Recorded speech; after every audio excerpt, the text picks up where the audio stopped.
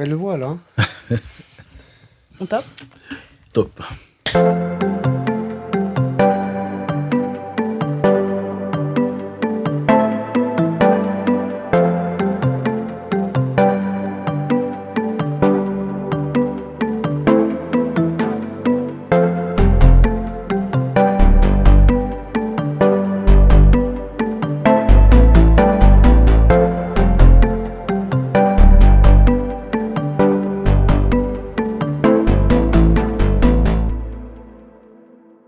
Bonjour. Bonjour. J'espère que vous allez bien. Ça va, Naïf? Ça va très bien. Et toi-même? Ça va. Aujourd'hui, on reçoit un invité de renommée dans son domaine Merci. et humainement également. Il s'agit d'Hakim Ait Waret. C'est bien ça, merci. Bonjour à tout le monde. Bonjour les amis. Hakim, comment vas-tu? Ça va très bien, merci. Hakim, pour les personnes qui vont te découvrir, est-ce que tu peux te présenter, s'il te plaît? Alors, vous avez dit mon nom. Donc, je suis ceinture noire de jiu-jitsu brésilien, qui est un sport en vogue en France en ce moment et dans le monde entier. Je suis élève de Ricardo de la Riva. Donc, je suis ceinture noire 4e degré. Voilà. Donc, nous, on te connaît parce que tu nous as entraînés à Urban Team. Oui. Et moi, personnellement, oui, je suis honoré de te recevoir. Merci. Salut pour ta part. Pareil, c'est gravé. Enfin, c'est un sport, c'est un sport que je trouve féminin, en fait. C'est le peu que j'ai fait. Si j'avais pas eu cette blessure à l'épaule, pour moi, c'est un sport qui est fait pour la femme, en fait, avec notre morphologie, ça nous va. Et c'est un bon système de défense pour le monde dans lequel on vit. C'est très intéressant ce que tu me dis, un sport féminin. C'est vrai que c'est un sport adapté à tout le monde. Il y a même des gens handicapés, on dit handisport. Mais chez nous, il n'y a pas vraiment d'handisport. J'ai vu des gens à qui manquait une jambe et qui combattaient avec des valides, qu'on appelle des valides. En compétition, tout le monde est mélangé. Pour l'instant, j'espère que ça ne va pas changer parce que pour moi, intégrer des valides et des non-valides en handisport, c'est intéressant. Et c'est la preuve pour moi que Jiu-Jitsu est adapté à tout le monde. Et c'est vrai qu'au niveau femmes, que ce soit les femmes et les enfants, je trouve que c'est intéressant qu'elles pratiquent ce sport. Déjà, on ne prend pas de coups, donc au niveau esthétique, on garde un beau visage. Certains sports, on a le nez cassé. On risque un peu les oreilles en chou-fleur, mais si on fait attention, ça va. Donc, oui, au niveau self-défense, c'est très intéressant. Moi-même, j'ai beaucoup de situations où à chaque fois je regarde le ciel et je me dis merci mon Dieu et merci de m'avoir fait connaître le Jiu-Jitsu. Le Jiu-Jitsu, on peut le pratiquer très longtemps. Je connais des gens à 70 ans, 80 ans, pratiquent. Même en compétition, certains pratiquent en compétition très tard. Voilà, donc c'est adapté à tout le monde. Est-ce que tu as commencé par le judo? J'ai fait un petit peu de tous les arts martiaux. J'étais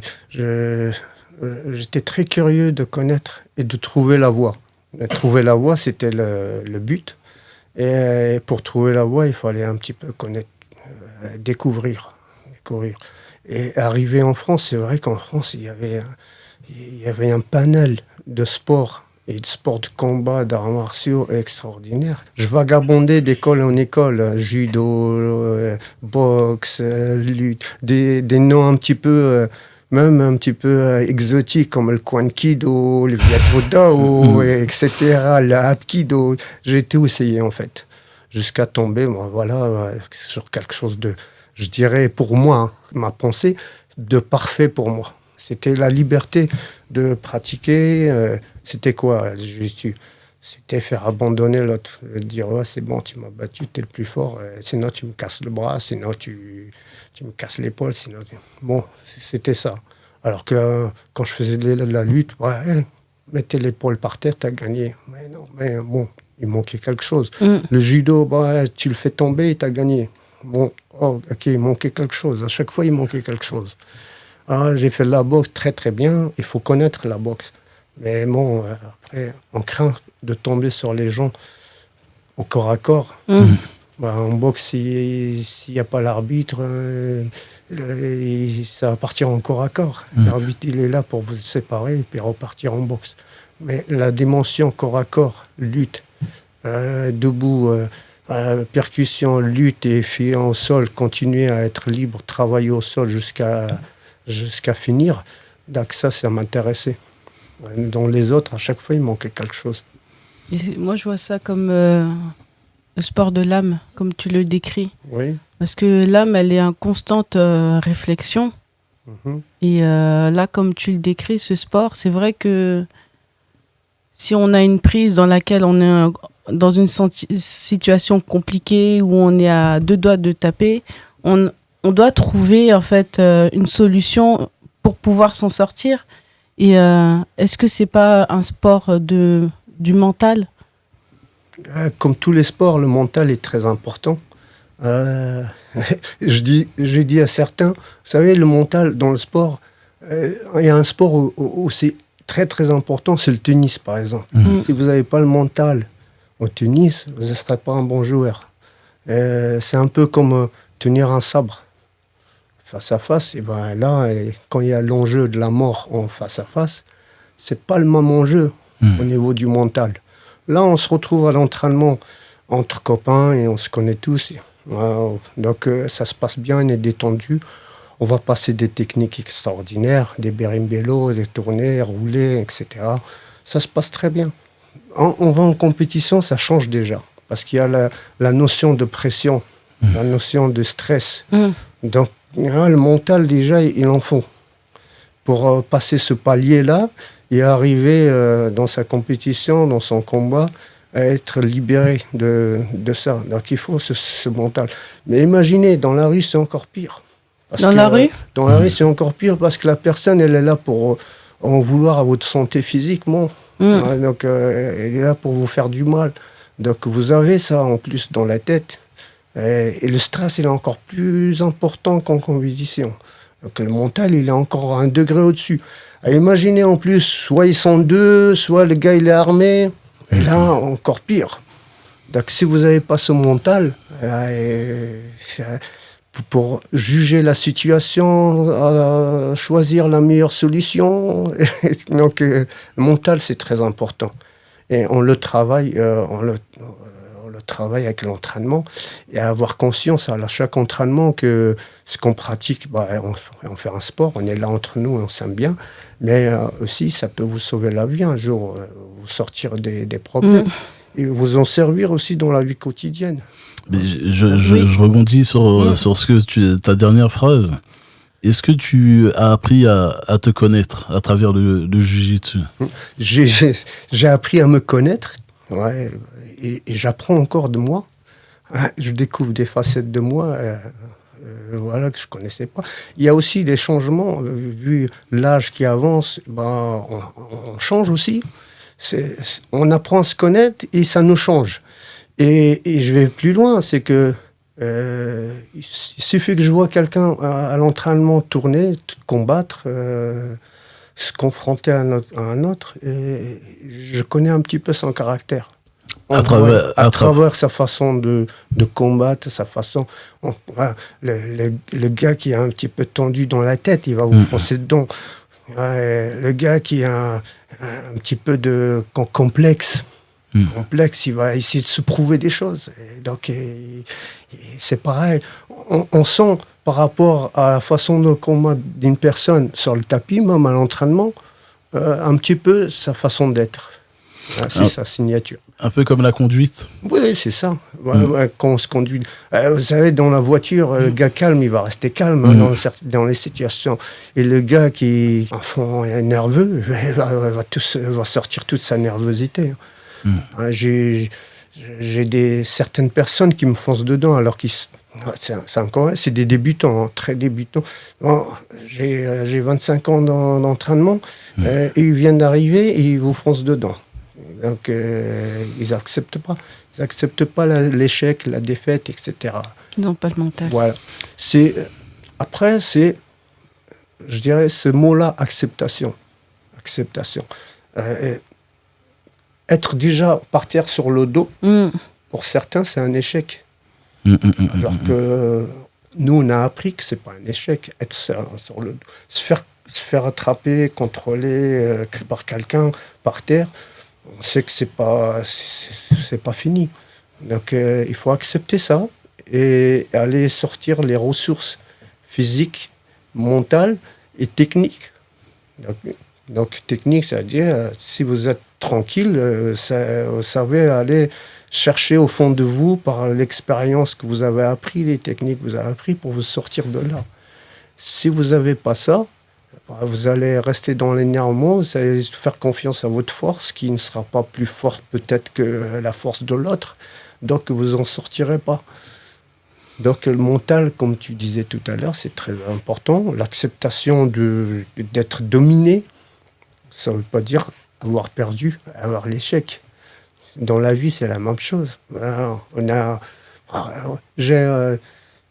J'ai un proverbe que j'aime bien, c'est dit ouais, on parle d'échecs dans notre vie, mais regardez les arbres, à chaque fois ils perdent leurs feuilles, mais tous les printemps on les revoit les feuilles. C'est une très belle image. Tu vois, donc c'est la même chose. Ça ne veut pas dire qu'on a perdu en fin de compte.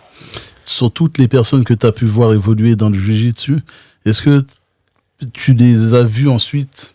Est-ce que ça les discipline sur la durée? Est-ce qu'au final, on arrive tous à un même niveau d'humilité? Est-ce que l'humilité fait partie du chemin sur la durée de cette pratique? Voilà. Par exemple, quelqu'un de hargneux qui arrive, comme tu l'as dit tout à l'heure, qui est très rentre-dedans, à force de se confronter dans des situations où il doit se retrouver à accepter. Il y a plusieurs cas là-dedans. Il y a plusieurs cas. Déjà au niveau des grades, parce qu'on parle beaucoup de grades dans le jiu-jitsu. Certains, maintenant, malheureusement, c'est plus important pour eux, au-delà de la pratique, c'est d'avoir le grade. Donc, je dis aux gens, on sera tous ceinture noire un jour. On ne sera pas plus, on sera tous ceinture noire un jour. Donc, il suffit de s'entraîner, de continuer, de ne pas faire attention à ça. Maintenant, sur ce que tu dis, il y a plusieurs comportements différents. Et il y a le gars qui va se faire un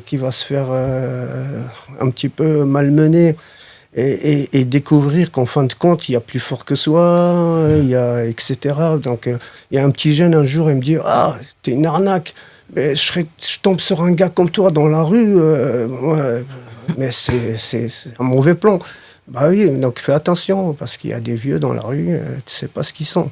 Donc déjà, une réflexion comme ça, c'est intéressant, parce que le jour, il va s'embrouiller avec un vieux, il va se dire, peut-être que le vieux, là, il est sort de lui, peut-être qu'il y a un truc, on va faire attention. Donc il y a un petit déclic de réflexion sur les gens. Il y en a d'autres qui se disent, moi je suis le plus fort du monde, donc il va cacher ça. Non, je ne vais pas combattre contre lui parce que lui il est plus fort que moi, donc je vais combattre contre l'autre là-bas parce que lui, je vais montrer justement, je vais me conforter dans mon mensonge envers moi. Donc ces gens-là, au bout d'un moment, on ne les voit plus. On les voit plus, ils restent, ils vont faire du bodybuilding parce que là, il y a l'apparence qui compte. J'ai rien contre le bodybuilding, mais c'est une autre philosophie. Donc voilà, ils vont montrer aux gens qu'il est musclé, c'est un petit peu cette philosophie-là. Mais dans le sport de combat, tu peux pas l'avoir ça. Parce que la vérité, elle se voit sur le tapis, elle se voit en compétition, et elle se voit dans la rue. Voilà, géroter avec ta femme et quand on commence à brutaliser ta femme devant toi, je rigole parce que je pense à certains sur les réseaux sociaux, à certaines caméras cachées où tel gars il est avec la femme et le gars il les fait peur, il y a le mec qui va se cacher derrière sa femme parce qu'il a eu peur. Donc là on n'a pas le droit. C'est très grave pour moi. Et si j'étais dans ce cas-là, je me dirais, il y a un gros souci. Il faut que je me travaille mentalement. Et c'est le mental. Tu as des gens très très forts en compétition qui n'ont pas ce mental et qui vont se sauver.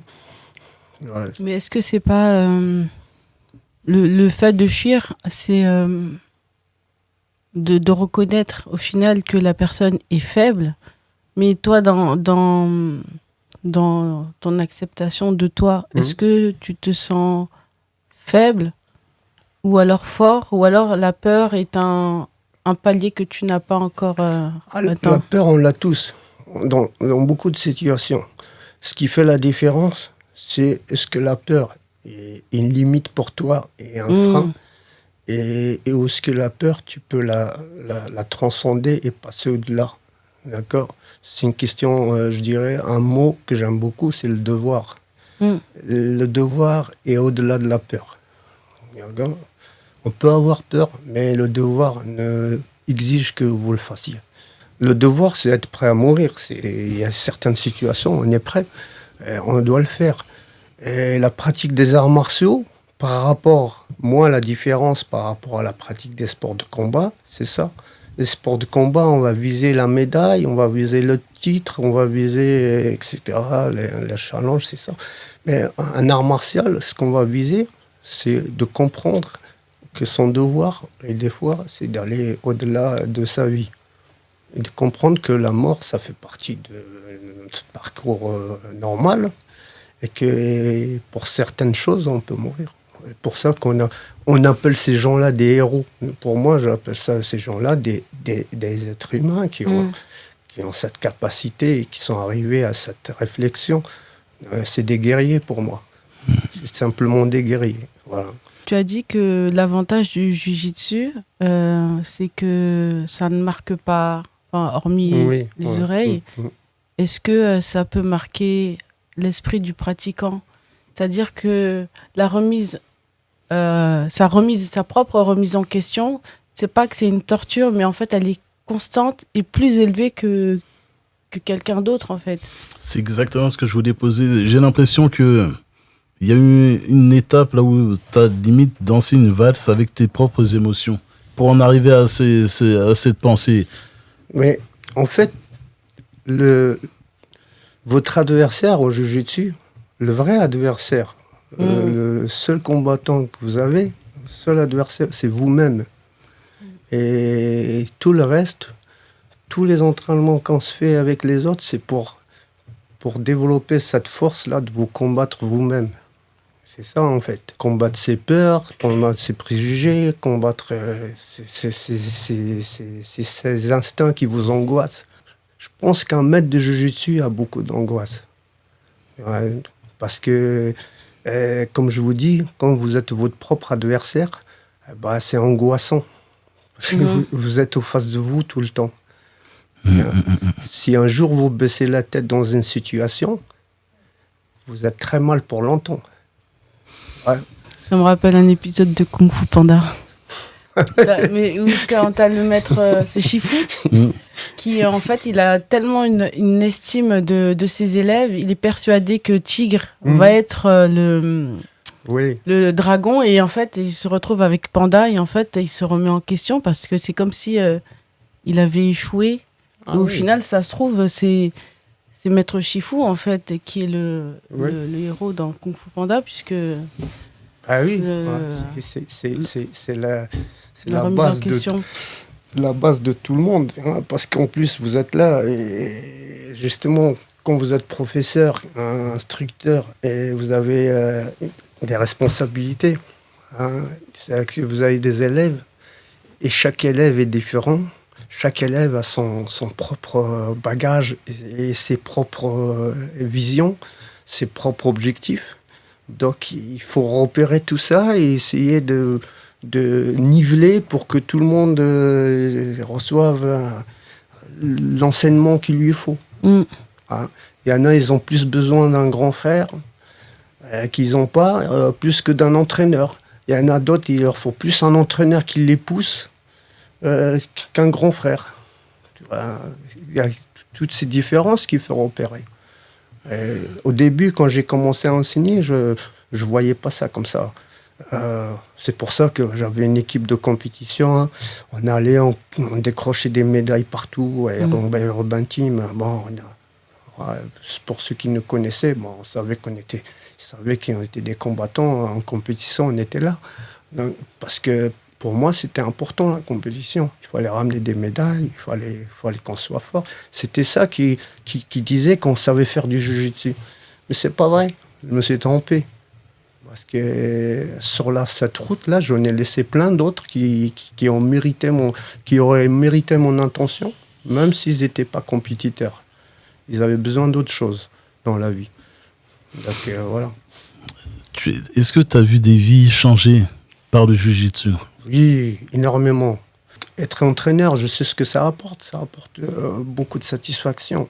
Donc je sais qu'ils sont satisfaits. En plus, ailleurs. Ouais, oui. Au-delà de ça, même ici, il y a des gens qui étaient très timides, qui étaient très... ils sont devenus, je dirais, des hommes, quoi. Faire des champions, c'est bien. Faire des hommes, c'est encore mieux. Ouais. Et tu entraînes depuis combien de temps? Voilà. Ou tu as commencé il y a combien de temps? J'ai commencé à entraîner en jiu-jitsu, parce qu'avant, j'entraînais déjà dans autre chose. En jiu-jitsu, j'ai commencé à entraîner en 2001. D'accord. Et le jiu-jitsu, tu as commencé il y a combien de temps? J'ai commencé juste avant. Ça veut dire quand j'ai commencé à entraîner, j'étais en ceinture bleue à peine. Ouais. À l'époque, il n'y avait pas... Quand on voyait une ceinture bleue en France, on fait waouh. On était dans les débuts. Donc il faut comprendre ça. Donc les entraîneurs, c'était qui? C'était des profs de judo au début, des gars qui faisaient du judo, etc. Ouais, j'ai commencé au bout d'un an, au bout de 2 ans, j'ai commencé à entraîner. D'accord. Ouais. Pourquoi j'ai commencé à entraîner? C'était pas vraiment un choix d'entraîner. C'était très rare les clubs de jiu-jitsu. Du coup, il fallait aller jusqu'à Vincennes. J'en m'entraînais à Vincennes. Et des fois, il y avait des bouchons, bien sûr. Tu es pas de Vincennes, j'imagine. Non, je suis dans le Nez-sous-Bois. Donc ça fait une trotte. Vous connaissez la A3, les bouchons, etc. Donc des fois, avec regret, je rebroussais chemin. Quand j'y allais, des fois, je restais là-bas à Vincennes toute la journée pour profiter de tous les cours qu'il y avait. Mais après, je me suis dit, quand ça fait un sacré... voilà. Il y avait une salle dans mon quartier avec un tapis de lutte. Je suis parti m'entraîner tout seul, là, au début. Des petits jeunes qui m'ont approché, qui sont venus me demander comment on faisait une clé de bras, comment on faisait... Et puis voilà, l'équipe a commencé comme ça. Ces petits jeunes sont devenus mes élèves, mes partenaires au début, et partenaires d'entraînement plus élèves. Et donc, voilà. Donc, on a continué le chemin ensemble et c'est devenu ce que c'était. J'ai une question par rapport à la maîtrise de la colère et de la violence par rapport au début de cette pratique. Je ne sais pas si on peut inclure un enfant qui commence le jiu-jitsu tôt et qu'il continue dans son âge adulte. Comment est-ce qu'il maîtrise? Ou alors, est-ce qu'il maîtrise déjà la violence et la colère face à quelqu'un qui commence le jiu-jitsu entre adolescence et âge adulte? En combien de temps il peut maîtriser, entre guillemets, sa colère et la violence qu'il y a dans sa tête quand il voit une injustice ou C'est des questions très intéressantes et profondes. Ouais, je dirais, comme tu as dit, c'est le mot maîtrise, maîtriser. Parce que, attention, on ne fait pas disparaître sa violence et sa colère. Elle est toujours en nous. Sauf que, comme tu dis, on apprend à la maîtriser pour ne pas en faire n'importe quoi. La maîtrise nous amène à ne pas détruire. La maîtrise nous amène à ne pas détruire. Voilà. À chaque situation que j'ai eue à sauver ma vie, je dirais, entre guillemets, parce que je ne sais pas si dans une bagarre de rue, on ne sait pas ce qu'on risque. Ça va vite. Tu vois. Donc, avant, je faisais que de la boxe. À l'époque où il n'y avait pas le jiu-jitsu. Quand je me battais, il y avait des dents cassées, des nez cassés. Voilà. Ça partait quand même. Il y avait une nuisance à l'intégrité physique de l'autre personne. Hein. Là, avec le jiu-jitsu, on n'a pas peur de ça parce qu'on sait qu'on va maîtriser. On va limiter la casse. Déjà, on ne va pas frapper. C'est très rare qu'on frappe. C'est très rare. Ça arrive, mais c'est très rare. Les salles, comme les salles où il y a des infrastructures, tapis, sacs de boxe, maintenant, c'est très accessible à tout le monde. Dans la rue, il faut faire attention maintenant. Parce que les gens, ils connaissent. Mais bon, les gens qui s'entraînent ne cherchent pas de problème dans la rue. Ça, c'est ce qui est bien. Après, la personne qui n'accepte pas les règles, ben, il s'en va. Tu as déjà peut-être vu, j'ai sorti des gens du cours, allez, rentre chez toi. Et puis, au bout de quelques temps, il réfléchit, il revient me voir. Et puis après, quand il se passe quelque chose, et ben, il ne le refait plus. Ouais. Il y en a d'autres, tape sur le mur, mais tape pas trop fort, quoi. Tu vas pas casser le matériel parce que tu es énervé. Et après, il y a les têtes brûlées. Moi, je le dis, hein, les têtes brûlées, au bout d'un moment, j'ai un devoir de ne pas leur apprendre. Un devoir de ne pas leur apprendre. Ouais, parce que si le gars il est dans la tête, on sait qu'il va être dangereux pour des gens innocents. Voilà. Je n'ai eu ça. Je n'ai eu, oui, il a envoyé quelques personnes à l'hôpital parce qu'il savait comment faire. Tu vois. Et ça, c'est aussi de notre responsabilité. Si la mentalité de la personne, c'est de faire le voyou, si on voit qu'il ne change pas au bout d'un moment sa mentalité, voilà, donc on a le devoir de ne pas leur apprendre. C'est notre responsabilité aussi. Et tu as d'autres où on se dit, eh bien, il aurait dû faire du jujutsu parce que ça, ce qui lui est arrivé là, ça ne lui aurait pas arrivé. Voilà. Et tu dis, on a un devoir aussi d'amener les gens là-dedans. On fait du proxénétisme pour le jujutsu parce qu'on sait que c'est important pour les gens. C'est important pour leur vie, pour leur sauvegarde. Il y a certains endroits où on vit, c'est dangereux pour les gens. Au niveau du pourcentage de danger, quand je vais voir mes amis à Nantes, je fais des stages à Nantes, j'ai des amis, il y a un club là-bas, je leur dis bonjour, hein. Il y a un club là-bas tenu par un monsieur qui s'appelle Raphaël Coma, qui est un gars avec qui on se suit depuis très longtemps, un ceinture noire, deuxième dan. Du coup, quand je vais là-bas, je vois aucune violence. Je comprends même pas pourquoi on ferait du self-défense avec eux, par exemple. Leur apprendre à se défendre. Il n'y a aucun souci. Il n'y a aucune violence. Je sais que là-bas, je peux vivre là-bas à 10 ans, j'aurai aucun souci de... Mais là, à 53 ans, je continue encore à me battre dans la rue. C'est pas possible, c'est pas normal. C'est pas normal. C'est pas une normalité. Mais après, bon, je suis pas du gars, comme je te disais, baisser la tête, rentrer chez moi, ça me ferait plus de mal qu'un coup de couteau. Ça, c'est ma mentalité. Donc, voilà. Donc, on se met un petit peu peut-être en danger, mais bon, voilà. On peut pas se changer sur ce plan-là.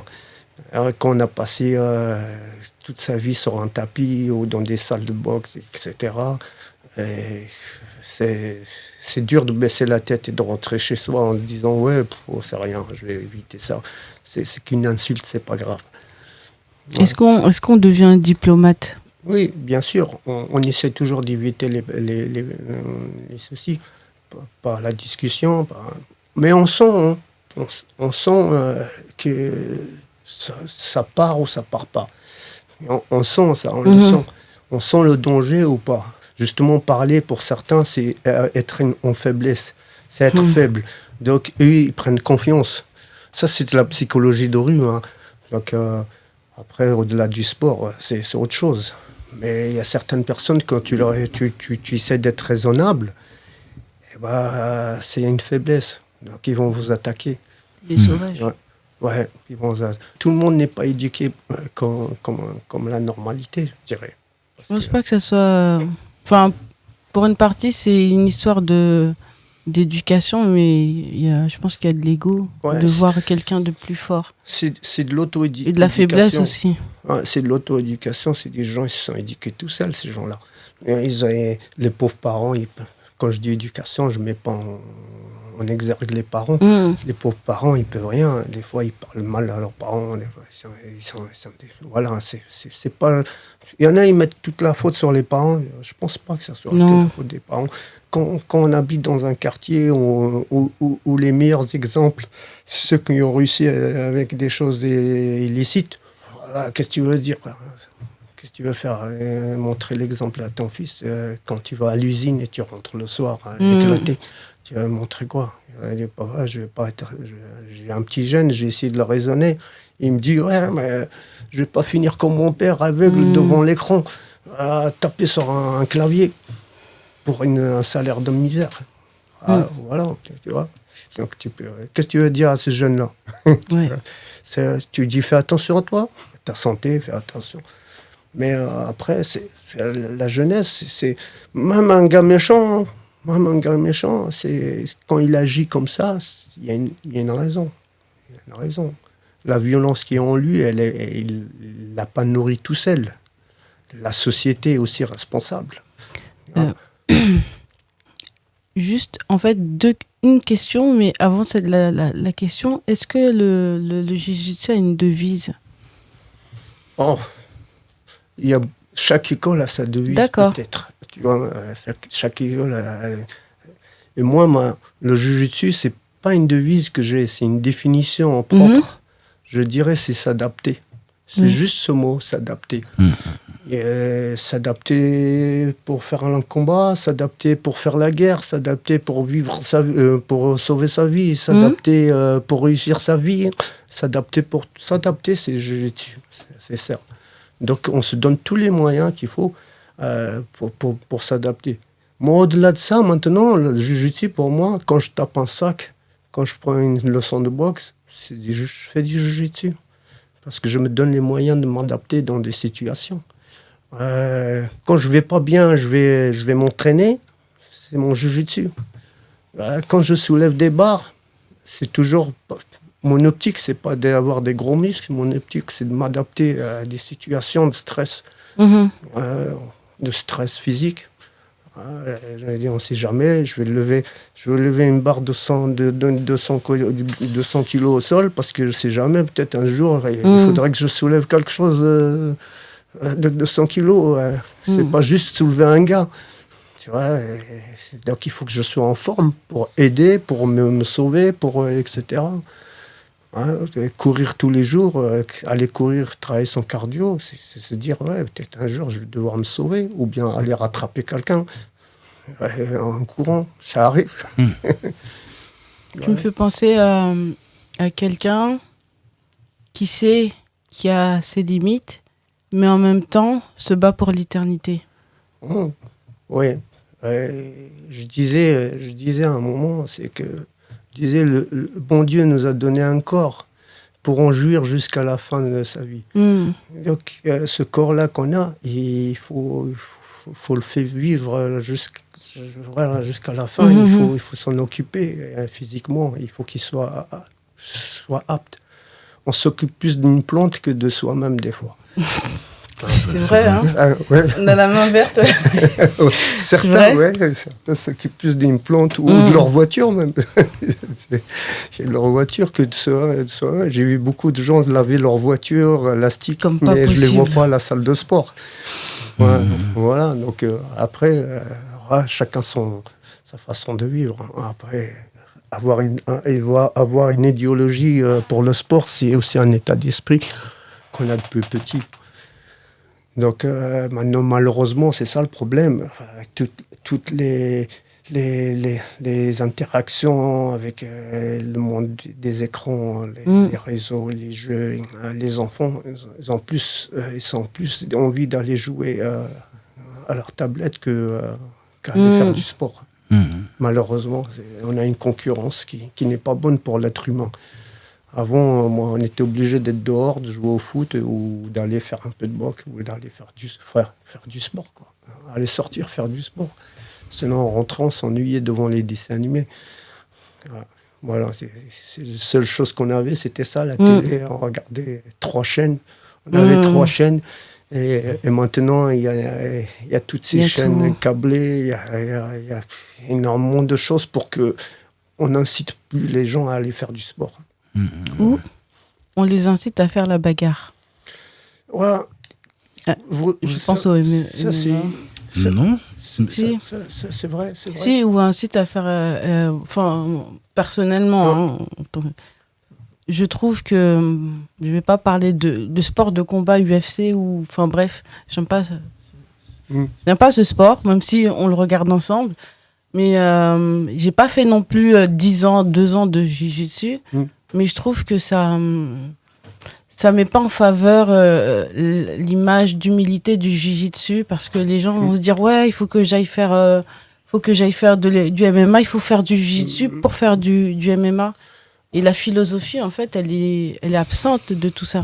Moi, je pense qu'il y a deux philosophies qui cheminent, mais parallèlement. Parce que, comme Hakim il l'a dit, il y a des compétiteurs de l'UFC. Oui. Et il y a des pratiquants du jiu-jitsu qui ne sont pas forcément dans l'esprit de compétition. Non, je parle vraiment de ceux qui cherchent, qui sont bagarreurs et qui s'entraînent pour la bagarre, pas pour le sport. Hein. Et qui ont cette mentalité de bagarreur et qui se disent, je vais faire du jiu-jitsu pour faire la bagarre après. Oui. Et il n'a qu'à rien. Mais ces gens-là, ils changent. Hein. Ils changent. Hein. Justement, comme je te disais, quand ils voient qu'il y a des plus forts qu'eux à l'entraînement, déjà, quand il va voir un petit gamin de 15 ans, tout frêle, qui a de la technique, lui mettre la misère, il va baisser. Soit il baisse la tête et il se met dans les rangs, soit il s'en va et il dit ah, j'aime pas ce sport-là. Ça arrive. J'aime pas ce sport-là. Moi, je vais aller faire de la boxe. Il y en a, ils se disent ouais, comme ils y arrivent pas, ils disent c'est pas pour moi. J'aime pas ça, c'est pas pour moi. J'aime pas. Moi, je veux que ça tape. Maintenant, l'UFC, voilà, l'UFC, on parle d'une forme de compétition qui s'appelle comme ça. C'est du MMA. Le MMA est un sport à part entière. C'est un très bon sport. Et moi, j'adhère beaucoup à ça parce que c'est toujours ce que j'ai fait, en fait. Donc, boxer, lutter, le sol, c'est un même sport pour moi. C'est un même art. Il faut, un être humain doit savoir servir de ses poings, de ses pieds, de ses genoux, de ses coudes, du corps à corps, faire tomber, sortir du sol, etc. Donc, pour moi, c'est tout ça. Moi, un jujutsuka, si j'étais plus jeune, j'aurais voulu faire ce genre de compétition.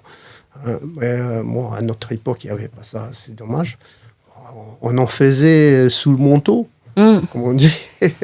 On en faisait non officiellement, mais là, ils sont mis en avant de la scène. Donc, ils gagnent l'argent aussi. C'est un moyen financier de vivre sa vie. Donc, un moyen en plus d'offrir à des jeunes qui ont cette mentalité de combattant, de s'en sortir. Donc pour moi, ça apporte un certain équilibre. Et on voit, il y a des dérives au niveau... Les dérives, pour moi, c'est au niveau... pour sa santé, c'est le dopage, etc. Donc, il y a ces dérives-là, malheureusement. Et il y a des dérives au niveau des comportements, parce que c'est à l'américaine. Hein. Donc les Américains, ils font du spectacle, ça c'est du business. Le business, c'est un mauvais côté. Il y a le mauvais côté du business qui ramène tout ça, mais après, au-delà de ça, c'est un sport extraordinaire. Quand on voit des Khabib avec leur comportement, GSP avec son comportement, et certains, il y a beaucoup de combattants qui sont, qui ont un comportement extraordinaire, alors que c'est des très grands combattants. Ils sont très complets. Mais c'est un régal. Et c'est des êtres humains. Ngannou, ce qu'il a fait dans sa vie, là, c'est une histoire incroyable. Et il n'y aurait pas eu ça, ce monsieur-là serait pas dans ces conditions financières et ces conditions de vie. Il apporte chez lui, il fait des choses chez lui au Cameroun. C'est magnifique ce qu'il fait, c'est admirable. Moi, je l'ai connu parce qu'on l'a combattu avec Zoumana. J'étais dans le coin. Ouais. Et après, ce monsieur-là, j'ai fait un stage avec Olivier Millet dans son club à Charenton. Il était là, il est venu au stage. Il militait de fou. Ouais, c'est incroyable. Et j'ai vu que c'était quelqu'un de bien. Ça change aussi la physionomie du monde sportif. Voilà. Donc, en France, on a ce problème avec des fédérations qui ont perduré pendant des dizaines d'années, là, qui sont pignons sur rue avec l'État français, avec le ministère de la Jeunesse et Sport, qui ont des subventions incroyables. Donc, on touche un petit peu à leur business. On touche un petit peu à leur portefeuille. Et donc, c'était pas bon pour eux de voir ce sport arriver en France. Donc, avec toute la démagogie qu'ils pouvaient faire, salir cette pratique. En disant, ouais, ça se passe dans une cage, ça, par exemple, hein, ça se passe dans une cage comme dans les films de sauvages et tout. Mais la cage, vous voulez faire ça dans un ring? Bah, un ring, moi j'ai vu des gars, on en faisait, hein, j'ai vu des gars sortir au-dessus des cordes et se blesser parce qu'ils sont tombés du ring. Alors que la cage, c'est sécurisant pour les gens. D'accord. Tu vois, c'est juste une question de J'avais sécurité. jamais compris pourquoi, en fait, c'était fait... Bah, voilà, c'est intéressant parce que... Moi, je pensais que c'était assimilation à des animaux. Je me suis dit, mais ils bah, veulent qu'ils se tapent. Et... Bah, parce que ça, c'est ce qu'ils ont voulu faire passer.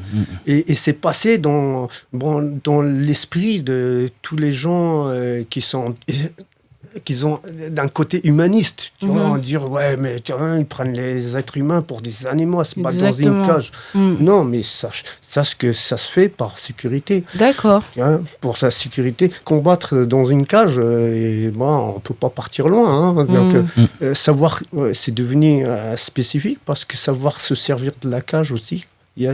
La technique a évolué. Moi, j'ai eu un combattant, Boris Johnson, vous vous rappelez, il combattait contre Baben à Paris. Ils sont sortis du ring, ils sont blessés, les pauvres. Ouais, voilà, donc pour leur sécurité, je trouvais ça vraiment scandaleux qu'on puisse pas accepter les combats en cage en France. D'accord. Pour ne pas citer la fédération, c'est cette même fédération ensuite qui a pris le MMA. Et ils ont essayé justement d'intégrer le MMA. Tu vois. Ils ont essayé. Il y a plusieurs fédérations.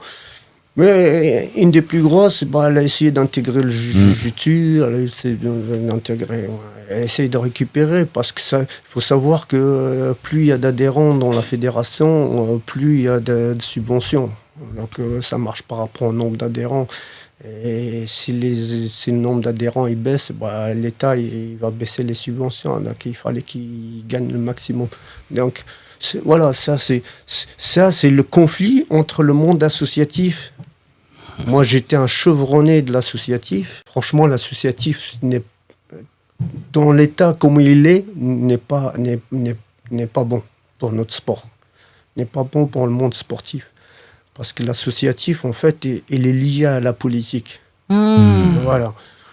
Donc, il n'est pas libre. L'associatif n'est pas libre. J'avais mon association, donc mon club, et j'étais très indépendant. Je n'allais pas dans les politiques. Donc, comme tu es indépendant, tu n'as pas de subvention. Et tu as même pire que ça, parce qu'on croit que tu es avec l'autre. Tu vois, donc, on te fait des bâtons dans les roues. On avait plusieurs clubs. Hein. On avait un club à Fontenay, un club... j'entraînais à Boulogne, on avait, je crois, 6-7 clubs, si je compte bien. 6-7 clubs. Et parmi 6-7 clubs, il n'y en a aucun qui a compris ce qu'on voulait faire. C'était ça le truc. Le but, c'était pas du business. Malgré tout, les choses se sont faites. Parce que malgré tout, il y a des clubs qui existent dans toute la France, dans toute la région. Et les jeunes peuvent aller s'entraîner. Ouais. Maintenant, il faut développer l'entraînement pour les enfants. Il n'y en a pas assez. Et il faut, je pense, développer la pédagogie des professeurs. Parce qu'on se dit, par exemple, ouais, c'est pour des enfants, c'est pas grave, on va mettre l'autre là-bas qui est ceinture bleue. Tranquille. Tu vois. Moi, je pense le contraire. Les enfants, ils ont besoin d'un gars qui maîtrise encore plus que ça. C'est plus dur pour moi d'enseigner à des enfants vraiment un bon enseignement que pour des adultes. C'est plus facile? C'est plus dur. Alors que les gens pensent que c'est plus facile. Parce qu'il faut leur faire des jeux, un petit ballon. Mais c'est pas ça. Ça, c'est les occuper. Ça, c'est les faire jouer. Tu vois, mais leur apprendre. J'ai vu récemment des petits jeunes de ceinture orange. Ils étaient avec des ceintures oranges. Pour moi, c'est des ceintures oranges, c'est des mineurs. C'est enfants, c'est des mineurs. C'est comme ça que j'ai reconnu que c'était des jeunes. Parce que quand je les voyais bouger, faire leur jujitsu, pour moi, ils avaient une maîtrise, une ceinture noire, une maîtrise extraordinaire. Waouh, quand je vois la ceinture, j'ai pas vraiment. C'est des jeunes, ça, c'est des gamins. On est en retard en France. On est en retard. On est en retard parce que, parce que c'est l'associatif. Le gars, j'en connais, hein, c'est pour ça que je le dis. Ils n'ont rien avec le jujitsu. Rien à voir avec le jujitsu. Ceux qui ils sont en mèche avec le maire, avec la mairie, avec la truc. Ils ont des intérêts autres que le jujitsu. Et ils ouvrent une section jujitsu parce qu'il y a beaucoup de monde qui vient. Après, il va chercher parce que je dis ça, parce que j'ai été approché plein de fois par ces gens-là. Tu vois, ils vont chercher un gars pour donner des cours chez eux, pour la misère, bénévolement. Tu vois, et eux, là, derrière, ils se ramassent. Ils se remplissent les poches. Ouais, ils se remplissent les poches ou d'autres intérêts. Hein. Intérêt, avoir une place à la mairie, avoir une place politique, c'est etc. incroyable. Il y en a beaucoup. Du coup, voilà. C'est ça. Donc, il va chercher un gars même qui n'est pas très compétent, parce que voilà. Il y a ça. Il y a aussi certaines fédérations qui donnent des diplômes. Je le dis parce que moi, j'étais aussi jury dans ce genre de fédé-là. Quand j'ai vu la mascarade, je me suis éloigné de tout ça. Parce que ils vous disent, ouais, c'est pas grave. Il va nous ouvrir un petit club, ça va nous faire des adhérents. Donne-lui le diplôme. Ah oui. Tu vois, ouais, le diplôme, c'est pas grave. Ok. Alors maintenant, on a beaucoup de gens qui ont des diplômes d'entraîneur fédéral, etc. Juste pour développer au niveau adhérent. Voilà, c'est comme ça. Donc la qualité du professeur est importante pour l'éducation des enfants. C'est pas anodin. Moi, c'est pour ça que je dis, c'est plus dur d'entraîner un petit, pour moi, lui apporter ce qu'il lui faut au niveau pédagogique, technique, au niveau moral, au niveau, comme je disais tout à l'heure, faire un homme. Voilà, donc tu as ce double travail, faire un homme, l'éduquer, et lui apporter certaines choses au niveau mental, au niveau physique, au niveau technique. Il y a beaucoup de choses à faire. C'est plus qu'un adulte. Du coup, la pédagogie, est-ce qu'elle est avec tes enfants? Est-ce que tu as plus de pression? Avec mes enfants propres. Je vais même compléter. Enfants, plus qu'avec des élèves. Je vais compléter ta question. Moi, je suis parent, j'ai travaillé en tant que surveillante. Je me disais, oui, ça va aller, ça va bien se passer. Ben non. Ah non, c'est pire. Est-ce que... est-ce qu'il y a le jujitsu aussi dans l'éducation? Alors, toi, en tant que père. Ouais, écoutez, et même, par extension, en toi aussi qui est époux. Oh là là, c'est dur. Non, quand je dis c'est dur, en fait, on a la théorie des choses et on a la pratique aussi. Mais, comme tu disais, nos enfants nous connaissent. Mieux que nous-mêmes. Ouais, nos enfants, ils nous Donc connaissent. ils ont plusieurs dames aussi.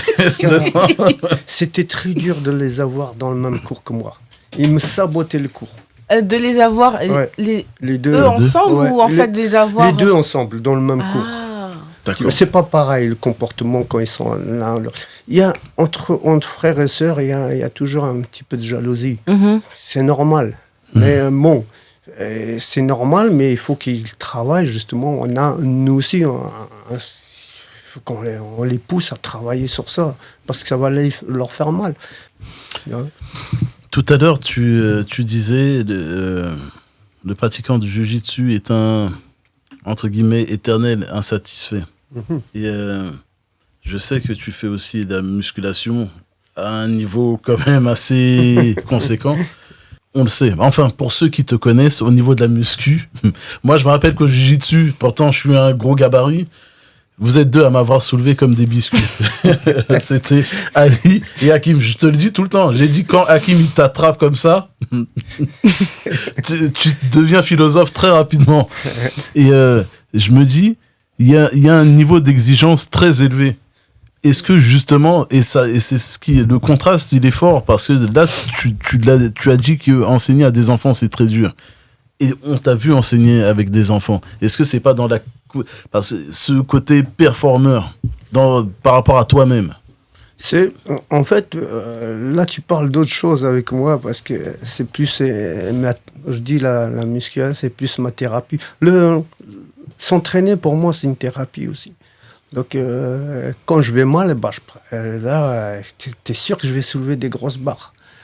Hein, et ce qui m'intéresse chez l'être humain, c'est pas le physique esthétique. Je leur enlève pas, hein. J'ai des amis, c'est très dur comme sport le bodybuilding, très très dur, avec surtout au niveau régime alimentaire. Et je pourrais pas le faire de toute façon, je mange n'importe quoi. J'ai pas une bonne diététique culinaire et je pourrais pas le faire. Et moi, en fait, la conception de moi d'un combattant, c'est d'être le plus lourd possible. Je me suis toujours battu pour gagner du poids. Je suis parti à l'époque où je boxais, je faisais 68 kilos, 69 kilos. Et j'ai pris... ah oui. Et prendre du poids naturellement, sans se doper, sans prendre de produits et tout, c'est très dur. Très dur. Oui. C'est très dur. Surtout quand on faisait... Pour prendre le poids, la meilleure façon, c'est de faire de la musculation. Donc, mais faire de la musculation, en plus faire du combat, du jiu-jitsu, je perdais beaucoup de calories dans la journée. Ouais, ça te faisait fondre. C'était très très dur. Donc toute l'année, j'étais sec et moi je prenais un petit peu de poids à chaque année. Donc là, jusqu'à 80 kilos. C'est énorme. Donc par contre, la force, c'est important d'être fort. La force, c'est soulever le plus lourd. Donc ses capacités physiques, il faut les augmenter. Et il faut savoir qu'à un certain âge, on prédomine beaucoup sur le cardio, tout le travail de course et tout. On dit, ouais, t'es vieux, vas-y, fais un peu de course, fais de la course à pied, c'est mieux pour toi. Fais attention, fais pas de soulevé de terre, ça va te faire mal au dos. Fais attention, fais pas de squat. Tout ça, c'est des conneries, ça. Tout ça, c'est des conneries. Parce que la meilleure façon, le meilleur moyen que j'ai trouvé pour soigner mon dos, parce qu'en jiu-jitsu, on se blesse beaucoup le dos aussi, c'est de faire du soulevé de terre. C'est de soulever 250, 260 kilos soulevé de terre. Donc c'est soulevé de terre, c'est le... Prendre la barre du sol. Là, d'accord, ok. Là, tu te dis, si je lève 250 kilos, c'est que j'ai le dos blindé pour tenir le coup. J'ai pas envie de me blesser un jour en tournant. Donc je reste au maximum prêt pour être au optimum dans un combat. Je suis tout le temps prêt, quoi. Je suis tout le temps prêt. Après, là, je parle vraiment de moi-même. Et en fait, Hakim, j'ouvre une petite parenthèse. Tu sais, tu fais partie de ces personnes qu'on a croisées dans des lieux de sport et qui nous ont marqués. En tout cas, pour ma part, pour Fabienne. Ça veut dire qu'il n'existe pas une année depuis que je te connais où je ne te cite pas. Je ne peux pas passer 6 mois sans te citer, ça, c'est sûr et certain. Et je me suis dit, mais c'est bizarre. Hakim, il donne des conseils, mais il va te les donner très calmement, il n'insistera jamais. Si tu fais pas attention aux conseils, c'est plusieurs années plus tard que tu réalises. Mais Hakim, il me l'avait dit depuis, j'ai même pas calculé. Et c'est...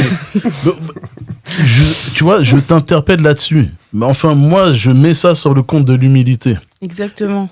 Tu vois ? Et pourquoi est-ce que tu as été blasé d'avoir donné des conseils aux gens et de voir qu'ils ne les mettent pas en place? Parce que tu donnes un conseil et si la personne, elle s'en fout, eh ben tant pis pour elle. Mais tu vois, tu vas pas venir insister en disant, je viens de te dire qu'il faut que tu fasses ça. En tout cas, moi, c'est ce que j'ai remarqué. Après, peut-être que je me trompe. Mais j'utilise ça des fois, c'est vrai. Il n'y a pas que des conseils. Des fois, je dis une phrase à quelqu'un qui n'a rien à voir avec la discussion avec laquelle on est, mais la phrase, je lui dis parce qu'il a quelque chose à en tirer. Et je me dis, bon, un jour, il va y penser. Des fois, certains laissent passer les choses et ils ne pensent pas. Il y en a d'autres, des fois, ils m'en reparlent. Ils me disent, toi, tu m'as dit ça. Et puis, on en parle. Je dis, tu vois, le gars, ça lui a fait un tilt. Il a compris le truc. Donc, ouais, je ne vais pas te donner un conseil à quelqu'un. Il y en a beaucoup qui me demandent des conseils. Et tu vas leur faire un cours. Ouais, voilà, il faut faire ça. Parce que si il se passe là, ils ne vont pas le suivre. Ils ne vont pas le suivre. ils vont demander à d'autres des conseils, ils vont faire leur truc. Mais en fin de compte, certains demandent un conseil pour leur donner... ils pensent déjà quelque chose. Ils veulent que tu sois, en fait, que tu sois OP sur... tu leur dises, ouais, tu leur portes, voilà, tu sois d'accord sur... Et si tu dis quelque chose de contraire, ils vont pas le suivre. Tu vois, ils veulent juste que tu sois d'accord. Après, tu vois, c'est comme de la nourriture, il faut le temps de digérer les choses. Si je te donne un conseil aujourd'hui, que tu n'es pas dans le moment, bah tu vas pas le suivre maintenant. Tu vas le suivre un jour où tu seras dans le moment. Il y a une corrélation entre le moment et ce que toi tu désires faire et le moyen qu'on t'a donné. Le moyen, c'est le conseil. Tu vois, à un moment donné, ton esprit va être focalisé sur d'autres choses. Donc, le conseil, il va passer à côté. Et quand ton esprit sera focalisé sur la chose, ton esprit va chercher toutes les informations qu'il a par rapport à ça. Et là, tu te diras, ah, tiens, j'ai déjà eu un conseil sur ça. Tu vois, c'est le moment qui t'est adéquat par rapport au conseil que je t'ai donné. C'est tout. Après, c'est vrai que je dis des choses, certains, pour déclencher quelque chose sur certains. Je leur dis un truc, je dis, bon, on va voir s'il va comprendre. Ouais. Ça, je l'utilise, voilà, j'utilise souvent ça, c'est vrai. Et ça marche sur le temps, ça, il faut donner le temps au temps. Ouais. Et tu as dit que c'était plus difficile d'enseigner à des enfants. Les personnes que tu évoquais en début d'entretien qui ont, entre guillemets, un handicap, est-ce que la difficulté, elle est la même? Ça dépend de l'handicap. Ils ont des handicaps physiques, non, ça va. Un petit peu plus d'adaptabilité, s'adapter par rapport aux techniques que tu offres et être plus dans le spécifique avec eux. Mais je t'assure qu'un handicapé peut faire tout ce qu'un invalide peut faire. Justement, il faut pousser la personne à penser comme ça et à le faire. J'ai vu des gens handicapés travailler, tenir une pioche avec leurs pieds. Il y a des choses extraordinaires qu'un être humain il peut faire. C'est nous on limite. Par exemple, on dit les mains, c'est pour faire du manuel. Et les pieds, c'est pour marcher. Les pieds, non, c'est pas vrai. On peut faire beaucoup de choses avec ses pieds. On peut marcher sur les mains, faire le contraire. Non, un handicapé. Moi, je suis contre le sport handisport. On les met de côté, ils font entre eux. Non, c'est comme les limiter, c'est vrai. Hein. Tu vois. Et un handicapé qui tire à l'arc, il peut tirer à l'arc avec les autres. Pourquoi il ne tirerait pas à l'arc avec les autres? Pourquoi on les met de côté en se donnant de bonne conscience, en se disant, vous savez, nous, on fait des choses pour les handicapés. Et en plus, c'est pas le même handicap pour tous. C'est pas le même handicap pour tous, on les met. Hein. Tu vois. Ils ont fait des handicapés qui jouent au basket sur des fauteuils roulants. Ils ont fait un championnat, etc. Pourquoi ils ne feront pas avec des valides qui font ce sport-là avec eux et qui sont intégrés, pas dans un sport handisport, pas en handisport, qui soit dans les Jeux Olympiques. Pourquoi il y a les Jeux Olympiques valides et les Jeux Olympiques handisport? Pourquoi? On intègre les handicapés dans la société, mais on les intègre d'une façon, on les met de côté. Vas-y, si vous êtes et pas on les limite nous, aussi. Bah oui, vous n'êtes pas pareil que nous. Ah bon, on vous a fait des Jeux Olympiques pour vous. C'est pas normal. On vous a mis de côté. Un handicapé, il peut aller au-delà. Et c'est respectable. C'est super. On a Cédric, tu te rappelles? Cédric, c'est un élève qui a fait un grave accident de moto. Donc, il a toute sa jambe est partie jusqu'à la hanche. Et bah, le gars, il est ceinture noire de judo, il est ceinture noire de jiu-jitsu, il combat. Il enseigne à Mitry. Mitry l'a vu parler. Mitry, ouais, à Mitry, au club. Je l'ai vu faire des projections au judo incroyables, avec une jambe.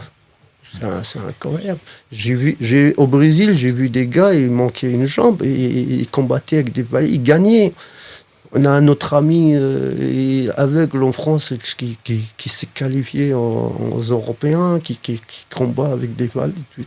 Non, c'est mettre de côté des êtres humains, les mettre ensemble parce qu'ils ont ce critère-là, ils sont handicapés, c'est pas humain. C'est tout, c'est pas humain. Ils ont déjà un handicap qui est physique. Après, les handicaps mentaux, c'est autre chose. Tu vois, il faut faire très attention. Il faut une formation en tant que professeur. Je pense qu'il faut connaître ces handicaps-là pour bien les prendre en charge au niveau d'entraînement, de pédagogie et entraînement. Et c'est pas assez fait en France. Maintenant, dans la loi, c'est ce que j'expliquais. Dans la loi, il dit, ouais, toi, Hakim, si tu veux prendre un autiste dans ton truc, il faut que est-ce que tu as le diplôme? Est-ce que tu as le brevet spécifique pour... Non, je ne l'ai pas, je suis brevet d'État, mais je n'ai pas ce brevet. Donc, s'il se passe quelque chose, bah, tu es responsable. Ah oui, on va pas prendre des risques. On va se dire non, merde. Donc il y a un changement de courant dans la loi, de permettre aux associations de prendre des gens comme ça et d'aider ces associations-là pour prendre d'autres personnes spécifiquement pour s'occuper d'eux. C'est un devoir de la société. On peut pas laisser des enfants. Ça me ferait mal d'avoir un enfant parce qu'il est autiste mais il peut pas faire de sport. Je comprends les parents. Ça me ferait mal. C'est pas normal. Il faut qu'ils fassent du sport et avec les autres aussi. Donc il faut faire attention et il faut connaître ses handicaps et se former, etc. Là, surtout dans le jiu-jitsu, c'est pas ça va être loin d'être fait, ça, je pense. Voilà. Parce que la plupart des associations, maintenant, c'est ça le problème. Changer d'esprit, changer de mentalité. L'entraîneur, il vient, il faut que je montre au monde que je suis le plus grand entraîneur que notre club. Il ramène des médailles. Allez, on les tue à l'entraînement, ramenez-nous des médailles. Et on ramène des médailles, on met le réseau. Voilà, mon club, c'est le meilleur. Il a ramené tant de médailles. Il a ramené tant. Ouais. Tu vois, après, on arrive où? On arrive à des situations où l'association, elle va prendre 4-5 petits, les envoyer à combattre à Lisbonne, les envoyer pour ramener des médailles. Et c'est des enfants quand même. Je ne parle pas de ceux qui vont partir, ils sont très contents. Je parle de ceux qui restent, qui ne partent pas. Hein? Donc ça, c'est mauvais. C'est mauvais. On les met déjà dans la compétition, même entre eux. C'est vrai. Tu vois, entre eux. Combien de petits il dit, il y a un petit, il y a un père, il me parlait, un monsieur que je connais, parce que son fils, il fait du jiu-jitsu dans un certain club. Et le pauvre, parce qu'il n'était pas là le jour où il y avait la remise de grade, il ne pouvait pas être là. Et on lui remet pas son grade. Tous ceux avec qui il a commencé, ils ont leur grade. Et lui, il va attendre l'année prochaine. Oh là là. Le pauvre, il veut plus y aller. Oui. Il se sent... Comment tu peux faire ça à un enfant? On dit, t'es pas venu, il n'est pas venu, moi. Il attend. On le culpabilise, en fait. On culpabilise. Et en plus, on te culpabilise. Et les autres, et pour toi, comme les autres, ils ont les grades, c'est un enfant, je suis un enfant. Ça veut dire que les gens, ils vont croire que je suis moins bon que eux. Oui. Et c'est là que les enfants, ils peuvent arrêter, plus avoir confiance en eux. Aussi. Tu vois, tu le renforces pas, tu ne lui donnes pas d'énergie aux petits. Il faut des professeurs formés pour les enfants. Il faut des professeurs formés. Je sais pas si tu te rappelles des exercices que je faisais au Blomini avec les petits. Je les faisais sauter du haut du tapis. Là, tu vois. C'est des enfants, c'est grand pour eux, c'est haut. Mais tu te rends compte le courage qu'il faut pour faire ça? La confiance en soi. La confiance en soi pour faire ça. Et les petits, après, comment ils étaient? Ah oui, il faut avoir des exercices pour les agrandir, leur donner de l'énergie, les rendre forts mentalement. C'est ça qu'il faut. Le jiu-jitsu, comme tous les sports, envers les enfants, c'est un volet très, très, très sensible, important, très sensible, au niveau de plusieurs critères. La personne qui s'occupe de vos enfants doit être intègre de A à Z. C'est un vrai sport et un mental d'humilité, ce sport-là, cet art-là, je trouve. Et je pense que le but de cette pratique, c'est pas une médaille, c'est pas d'avoir des millions de followers, c'est pas être dans une école spéciale. Je pense que c'est la satisfaction et la réussite de s'être adapté à son environnement et à tous, mais dans l'humilité. Je pense que c'est une belle médaille. Il n'y a pas besoin d'être vu et d'être pointé du doigt et d'être montré. Forcément, je pense qu'il y a, allez, je dis une centaine, mais j'imagine une bonne centaine de personnes qui pourraient parler de toi et du rôle que tu as eu dans leur vie. Et ça prime par-dessus toute médaille. Bien sûr, bien sûr. Mais la première qualité, mauvaise qualité que le jiu-jitsu développe, tu l'as dit, c'est l'orgueil. Le jiu-jitsuka, compétiteur surtout, est orgueilleux. Maintenant, l'orgueil, pour certains, c'est bien. C'est bien parce que c'est ça. Ça veut dire que j'ai confiance en moi. Mais c'est pas vrai. C'est faux. Oui, c'est faux. Mais on fait un amalgame entre ces deux qualités, la confiance en soi et l'orgueil. C'est comme si on leur disait soit narcissique, soit orgueilleux. Et pour eux, c'est ça. Alors que c'est pas ça. Tu vois, ça veut dire juste qu'il faut pas se détester, il faut pas se rabaisser. Tu vois, c'est le contraire. Il faut pas se rabaisser, il faut pas se détester. Ça veut pas dire qu'il faut être orgueilleux, il faut être hautain. Tu vois, donc on part d'un extrême et on va à l'autre extrême. Il faut prendre conscience que la compétition, c'est pas le jiu-jitsu. Hein. C'est un jeu. C'est du jiu-jitsu. On a mis des règles, on a fait des règles et tout pour que le jiu-jitsu soit un moyen de compétition. Mais le jiu-jitsu, c'est le gars qui t'attend au coin de la rue et qui a envie de t'amener au cimetière. Et là, tu vas sortir le jiu-jitsu, tu vas faire du jiu-jitsu là. Là, tu seras obligé de faire du jiu-jitsu. Il n'y a pas l'arbitre pour dire oh, stop, il y a 2 points, il y a 3 points, il y a 4 points. C'est un truc que je ne comprends plus. Hein. Je fais du jiu-jitsu depuis plus de 25 ans, une trentaine d'années, et je ne comprends pas. Quand je regarde une compétition, il faut que je fasse une formation d'arbitre pour que je comprenne leurs règles. Tu vois, c'est plus... Donc il y a des règles, c'est normal, c'est un sport. Il y a des règles, de plus en plus compliquées, mais bon, voilà, il faut se coller à ces règles-là pour gagner des médailles. C'est pas parce que tu as gagné une médaille au jiu-jitsu à un truc que tu es fort, hein. Attention, c'est pas comme ça. C'est ça qu'il faut se dire. Et gagner des médailles comme ça ramène l'orgueil. Oui, voilà. D'accord. Ça ramène l'orgueil, gagner des médailles, je suis un combattant. Tu vois. Et un phénomène étrange dans notre sport, c'est qu'il y a des gens de notre âge, cinquantaine, mon âge, ma génération, ils arrivent dans le jiu-jitsu, c'est pas des sportifs, ils ont repris le sport à 30 ans, 40 ans, ils sont mis au jiu-jitsu, ils sont ceinture blanche, et ils vont faire une compète, c'est bien. ont pris leur courage. C'est super, c'est admirable. Mais le truc, c'est que le gars, il arrive à gagner la compétition, à être sur le truc. Il met sur tous les réseaux, il est champion d'Europe.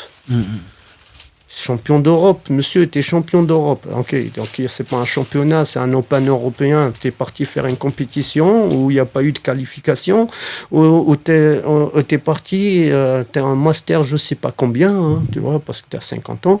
Donc il y a des gens de ton âge en face de toi et qui viennent comme toi de commencer. Il n'y en a pas énormément.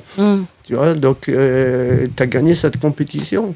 Respecte un peu, parce que si je te mets avec les petites 20 ans, là, à ceinture noire, tu vas pas tenir 2 secondes. Donc, tu ne me dis pas que tu es champion de Jiu-Jitsu, s'il te plaît.